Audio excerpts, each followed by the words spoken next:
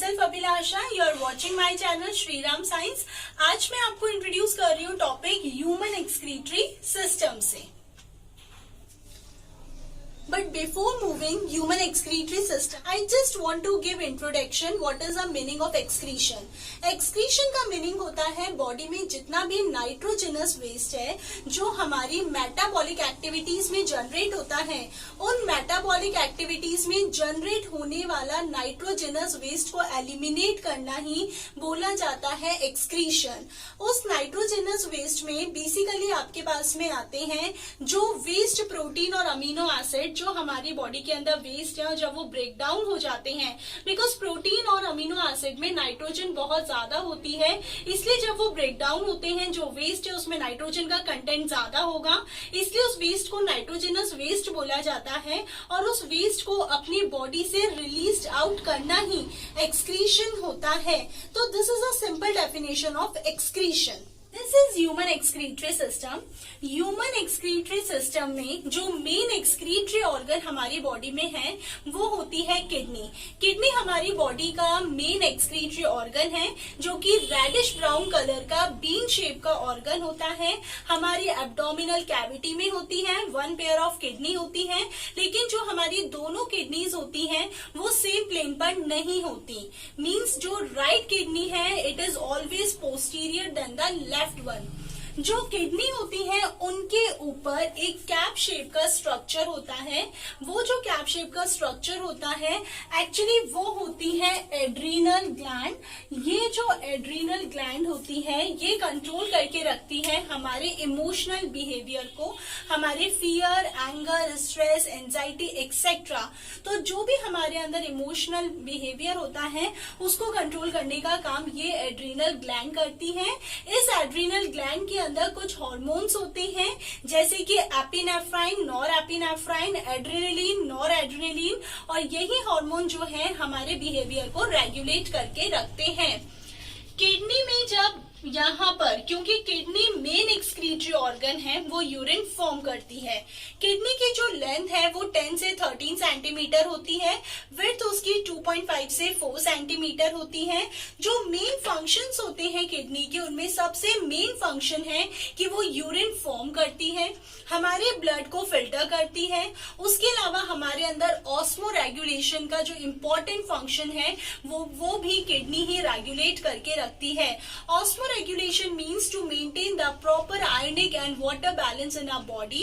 It is known as an osmoregulation. Apart from osmoregulation, kidney also maintain the blood pressure, and the last but not least the most important function which is done by the kidney is the maintenance of homeostasis. Homeostasis means to maintain the internal physiological environment of the body is known as an homeostasis. ये kidney के main function होते हैं। Kidney जो urine form करती है वो urine form करके इस ट्यूब लाइक स्ट्रक्चर को देती है जो दोनों किडनी के स्टार्टिंग से एंटीरियर से रन होता है, और वो जो ट्यूब लाइक स्ट्रक्चर होता है उस ट्यूब लाइक स्ट्रक्चर को बोला जाता है यूरेटर। This is ureter. क्योंकि किडनी यूरिन बनाती है, यूरिन फॉर्मेशन करती है, वहां से यूरिन बनने के बाद में यूरेटर उस यूरिन को वहां से लेकर यहाँ नीचे एक बैग लाइक और सैक लाइक स्ट्रक्चर होता है जिसको हम बोलते हैं यूरिनरी ब्लैडर। सारा यूरिन वहां किडनी से कलेक्ट होकर हमारे इस यूरिनरी ब्लैडर में आकर कलेक्ट हो जाता है। किडनी के यहाँ पर जो एक स्लाइड डिप्रेशन है इसको बोला जाता है हाइलम। क्योंकि किडनी ने यूरिन फॉर्म किया, वो यूरिन फॉर्म होने के बाद में इस ट्यूब लाइक स्ट्रक्चर से पास होते हुए यूरिनरी ब्लैडर में आकर कलेक्ट होगा। नॉर्मली जो यूरिनरी ब्लैडर होता है वो कॉन्स्ट्रिक्ट होता है, लेकिन जब उसमें यूरिन आके फिल हो जाता है वो एक्सपैंड होता है और वहां से मैसेज जाता है हमारे सेंट्रल नर्वस सिस्टम में, और जब सेंट्रल नर्वस सिस्टम उसे वहां से रेगुलेट करता है तो हम उस यूरिन को वॉइड करते हैं। और वो जो रिफ्लेक्स एक्शन होता है जहां हमें ये एक रिफ्लेक्स होता है कि हमें यूरिन रिलीज करना है, उस रिफ्लेक्स एक्शन को भी हम एक टर्म देते हैं, और वो जो रिफ्लेक्स एक्शन जिससे हमें पता चलता है कि हमें यूरिन वॉइड करना है वो रिफ्लेक्स एक्शन की एक टर्म है, और वो टर्म हमारे पास में है मिक्ट्यूरेशन।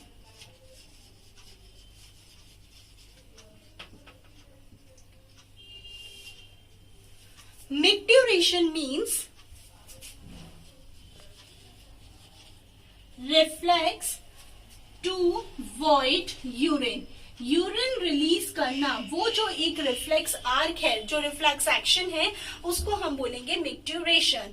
जब सेंट्रल नर्वस सिस्टम वहां से रेगुलेट करता है यूरिनरी ब्लैडर को, क्योंकि यूरिनरी ब्लैडर में यूरिन आकर फिल हो गया है, यूरिनरी ब्लैडर एक्सपैंड हो जाता है और वहां से फिर यूरेथ्रा और जो ओपनिंग है जिसको हम बोलेंगे यूरेथ्रल ओपनिंग, यहाँ से यूरिन रिलीज किया जाता है। बेसिकली ये एक बेसिक ह्यूमन एक्सक्रीटरी सिस्टम है। As I told you, kidney का मेन फंक्शन होता है यूरिन फॉर्म करना, और वो जो यूरिन फॉर्म होता है वो किस तरीके से फॉर्म होता है। एक्चुअली किडनी के पास में दो मेन ब्लड वेसल्स होती हैं। एक हमारे पास में ये वाली है जिसको कि हम बोलते हैं रेनल वेन, ये हमारे पास में है रेनल वेन, और जो ये वाली है ये हमारे पास में है रेनल आर्टरी। ये जो रेनल आर्टरी और रेनल वेन होते हैं इनके पास में होता है ब्लड। रेनल वेन के पास में होता है प्योर ब्लड, यहाँ पर होता है प्योर ब्लड, और जो रेनल आर्टरी है उस रेनल आर्टरी के पास में होता है इम्प्योर ब्लड। ये रेनल आर्टरी किडनी के पास में इम्प्योर ब्लड लेकर आती है, किडनी उसकी सारी इम्प्योरिटीज अपने पास रख लेती है, ब्लड प्योर हो जाता है, उस प्योर ब्लड को रेनल वेन ले जाकर पूरी बॉडी में डिस्ट्रीब्यूट कर देती है। किडनी ने जो इम्प्योरिटीज रखी उन्हीं इम्प्योरिटीज से वो यूरिन बनाएगी, और यूरिन फिर बाद में बनने के बाद में ureter and then urinary bladder through urethra हम उसे रिलीज कर देंगे। बेसिकली हमारे इस ह्यूमन एक्सक्रीटरी सिस्टम में रेनल आर्टरी इम्प्योर ब्लड लेकर किडनी के पास में आती है, किडनी उसमें से सारी इम्प्योरिटीज रखकर जब ब्लड प्योर हो गया रेनल वेन को दे दिया, वहां से यूरेटर, यूरिनरी ब्लैडर और यूरेथ्रा के थ्रू यूरिन रिलीज हो जाता है। But actually how kidney forms urine? Kidney contain 1 to 1.2 millions of nephrons. जैसा कि हमने पढ़ा था कि लंग्स के अंदर एल्वियोलाई होती हैं जो मेन रेस्पिरेटरी यूनिट होती हैं, ऐसे ही किडनी के अंदर में भी होते हैं नेफ्रॉन्स जो किडनी के स्ट्रक्चरल और फंक्शनल यूनिट होते हैं, और वही आपके पास में यूरिन फॉर्म करते हैं। तो हमने आज तक ये पढ़ा है किडनी मेन एक्सक्रीटरी ऑर्गन है, किडनी यूरिन बनाती है, बट किडनी के अंदर होते हैं नेफ्रॉन्स जो कि यूरिन बनने में हेल्प करते हैं और वहीं से यूरिन फॉर्म होता है। अब वो नेफ्रॉन्स का स्ट्रक्चर कैसा होता है वो अब मैं डिस्कस कर रही हूँ। This is the structure of nephron. जैसा मैंने आपको बोला कि किडनी यूरिन फॉर्म करती है, लेकिन किडनी के अंदर होते हैं मिलियंस ऑफ नेफ्रॉन्स जो कि उसके स्ट्रक्चरल और फंक्शनल यूनिट है, और वो नेफ्रॉन्स कुछ इस तरीके से होते हैं, यही यूरिन फॉर्म करते हैं। पहले मैं नेफ्रॉन का स्ट्रक्चर डिस्कस करती हूँ, then I tell you that how nephrons helps to form urine. Nephron के अंदर ये जो ऐसा कप लाइक स्ट्रक्चर है, इस कप लाइक स्ट्रक्चर को हम बोलते हैं,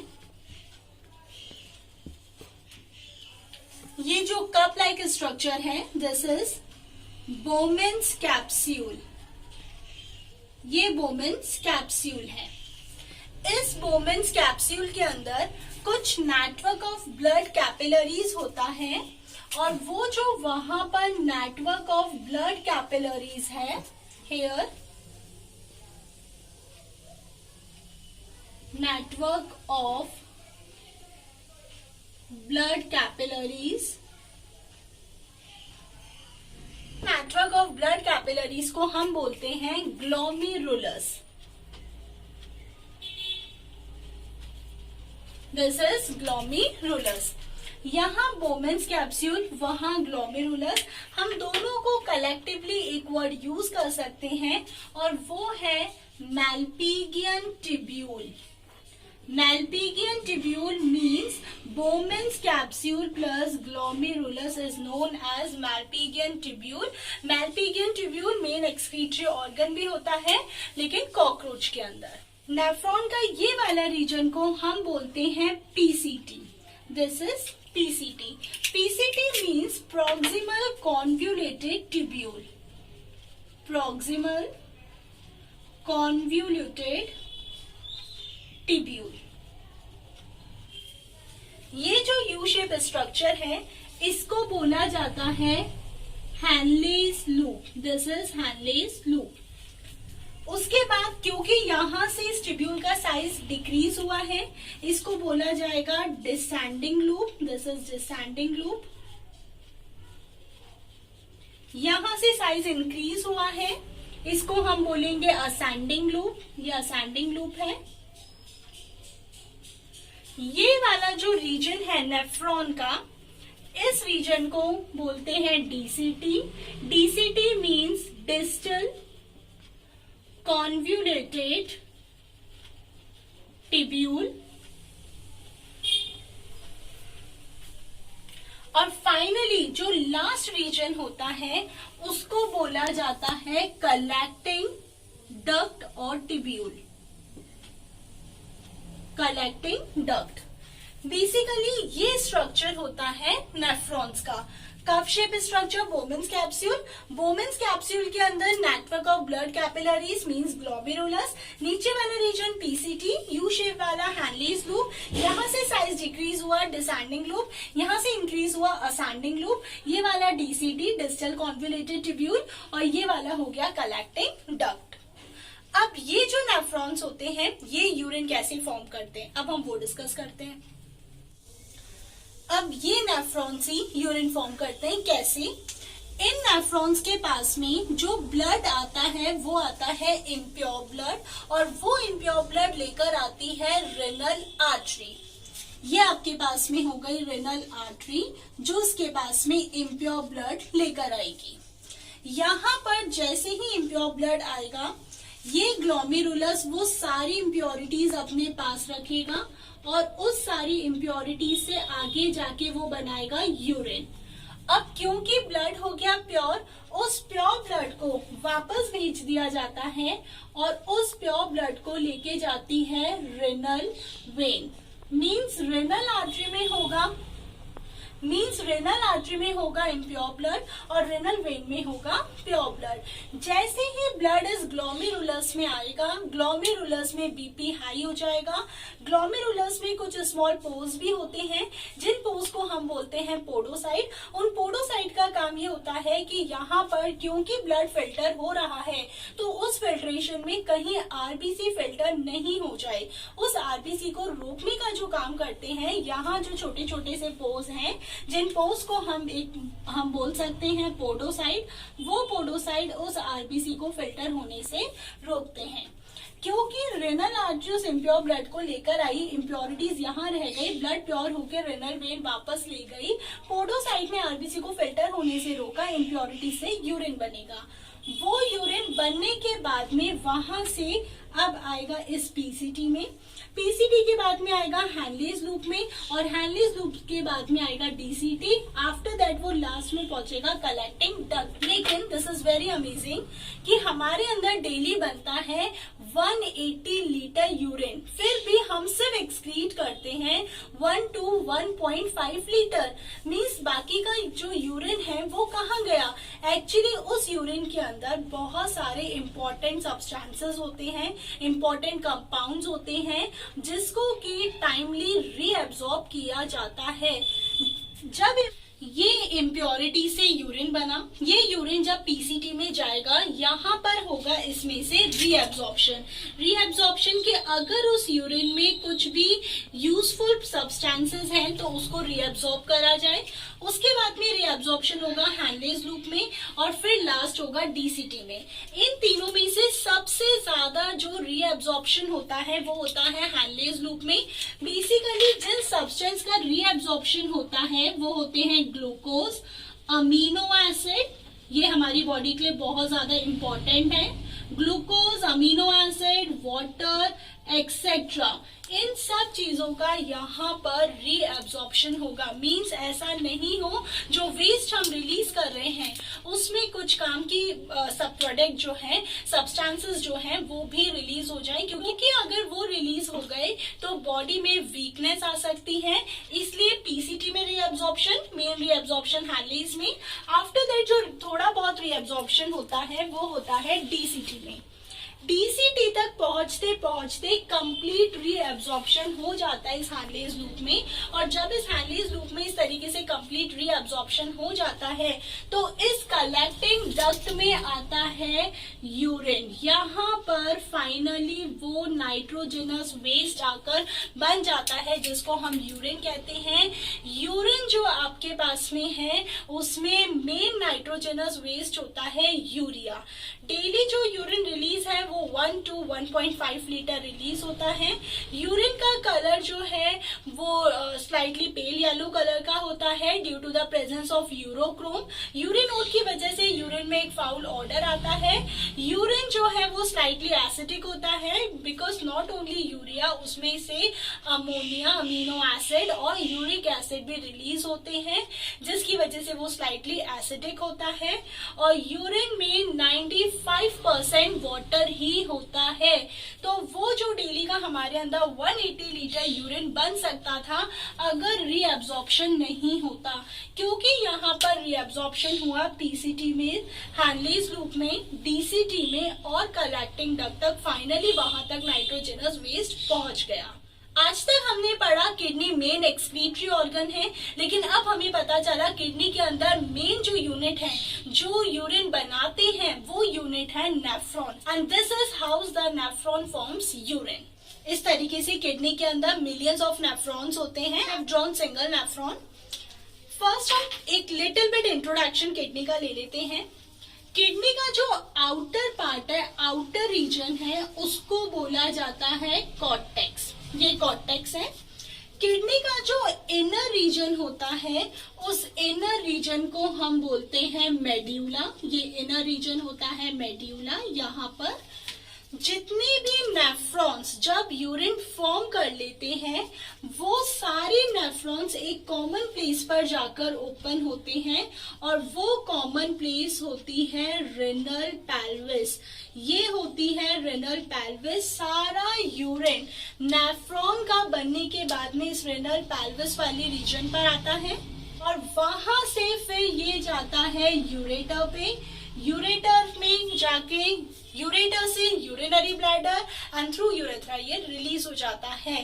तो बेसिकली हमारे पास में ये रहा कि किडनी में जो यूरिन फॉर्म होता है वो एक्चुअली वैसे होता है कि नेफ्रॉन्स यूरिन फॉर्म करते हैं। सारे नेफ्रॉन एक कॉमन प्लेस पर जाकर ओपन हो रहे हैं और वो कॉमन प्लेस है रेनल पेल्विस। जब रेनल पेल्विस में आके यूरिन कलेक्ट हो जाता है फिर जाता है ureter and then urinary bladder और वहां से फिर वो मिक्टुरेशन का रिफ्लेक्स एक्शन होता है और पर्सन उसे रिलीज करता है। This is a very short account of excretory system. In my next video I will tell you how haemodialysis takes place.